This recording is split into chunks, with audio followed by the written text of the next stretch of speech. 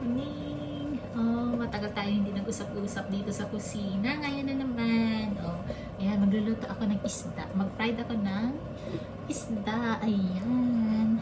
Para lang sa akin. Kasi, yan, walang tao dito sa bahay. So, yan, mag-fry tayo ng isda. Ayan, pinainit ko na yung oil. Mantika. So, let's fry our fish. Ayan. Oh, ibaba ko yung camera para makikita niyo ang aking fry na isda. Ayan. Ayaw ko yung masyadong dyan. Kasi ano tawag dyan? Ayan.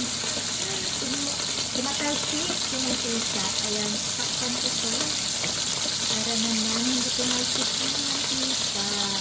Ang hinay ko. Kaya siya. Fry. Takpan natin. Kasi pag hindi tatakpan yung mantika nag-aano dito. Tumatalsik. Yung mantika yung tumatalsik na ko. Bahala na kayo dyan. Basta ayaw ko magpatalsik sa mantika. Nakalimutan ko nga mag-alagay ng yan. Para sa hair pa. Para hindi maano yung mantika sa ano ko. Sa ating hair. Nako. Frying fish is my favorite. Fish. Yan. Pagtitiis na lang para matapos na ang ating pagtitrito ng ating ulam. Isda. Ayan.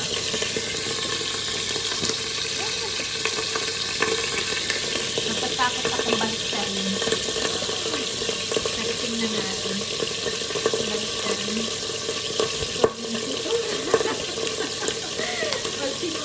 Siguro nakasanay ako yan. Tumatalsik yung mantika kasi. Dapat kasi tumatalsik. Oo, sabi ko na tumatalsik. Tapos yung pinakpan ko. Kaya yan. Takot pa naman ako. Takot na matalsik ka. Kasi masakit, diba? Tama kasi mama sa ating mata. Yan. So, tatapusin ko muna itong pag-fry ng ating isda. Dahan-dahan ko muna yun. Dahan-dahan ko muna yung apoy. Ano ba yan? Hindi na tayo marunong mag-vlog. Pasensya. Tagal na tayo hindi nakapag-vlog. O yan, tingnan ninyo at aking baliktarin. Baliktarin natin ang ating isda. Sana hindi siya tatalsik. Ayan, may kung tumalsik sa akin. Ito may panangga ako. Ayan. Diba? Ayan. O, diba ang ganda ng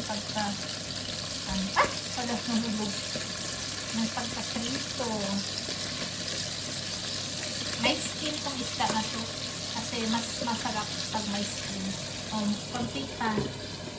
So, yan lang. Tapusin ko muna tong pagluluto.